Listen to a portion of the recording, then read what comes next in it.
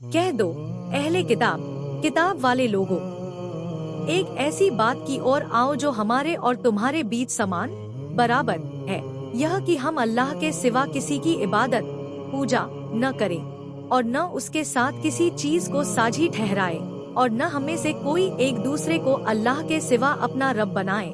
फिर यदि वे मुंह मोड़ ले तो कह दो गवाह रहो कि हम तो मुस्लिम आज्ञाकारी हैं। आयत 1 यह स्पष्ट करता है कि ईश्वर अपनी सत्ता और गुणों में अकेला है, उसका कोई दूसरा हिस्सा या रूप नहीं है। आयत 2 अदसमत का अर्थ है वह हस्ती जिसे किसी की जरूरत नहीं बल्कि पूरी कायनात अपनी जरूरतों के लिए उस पर निर्भर है। आयत 3 यह आयत ईश्वर के मानवीय संबंधों माता पिता या बच्चे से ऊपर होने की पुष्टि करती है, वह समय और वंश से परे हैं। आयत 4 यह बताती है कि पूरे ब्रह्मांड में ऐसी कोई चीज नहीं है जिसकी तुलना ईश्वर से की जा सके, वह अतुलनीय है। अस्सलामुअलैकुम दोस्तों, यजुर्वेद अध्याय 32 मंत्र 3 नतस्य प्रतिमास्ति यस्य नाम महद्दश, मतलब उस परमेश्वर उस ईश्वर की कोई प्रतिमा अर्थात मूर्ति चित्र या भौतिकाकार नहीं है जिसका नाम महद्देश अर्थात अत्यंत गौरवशाली आकृति वाला है। छंदोग्योपनिषद छठाम अध्याय दूसरा खंड पहला मंत्र एकमेवाद्वितीयम्, वो परमेश्वर एक ही है, उसके जैसा दूसरा कोई नहीं है।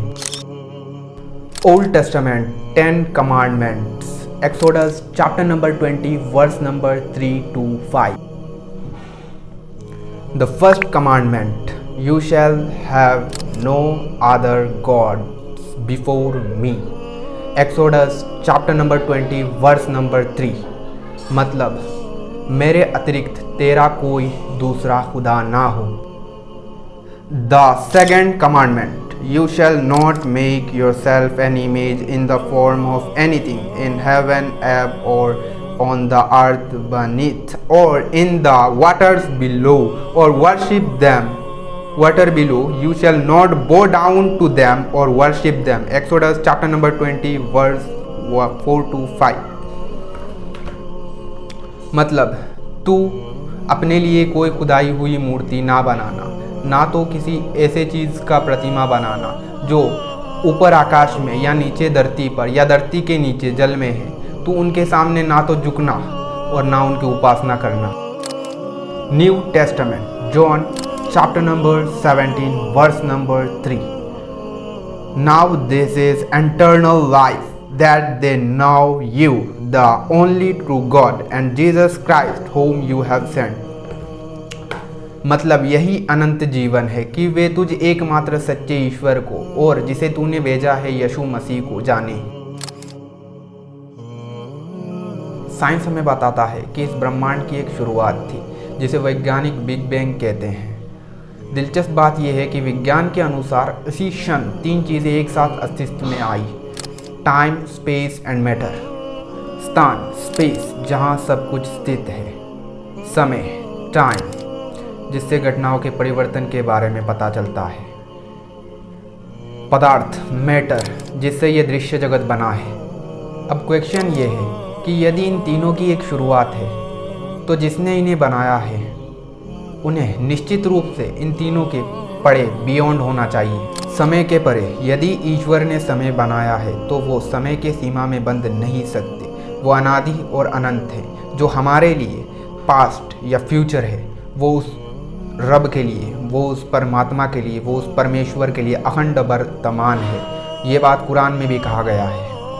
स्थान के परे, क्योंकि उन्होंने स्थान स्पेस को बनाया है इसलिए उन्हें किसी स्थान स्पेस या सीमा में सीमित नहीं किया जा सकता, वो सर्वव्यापी है।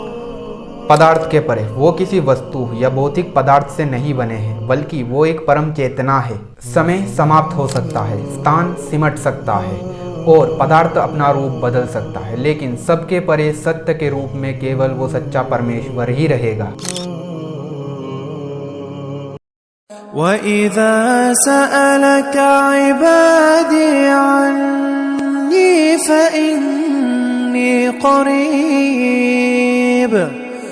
فإني قريب أجيب دعوة الداع إذا دعان فليستجيبوا لي وليؤمنوا بي لعلهم يرشدون।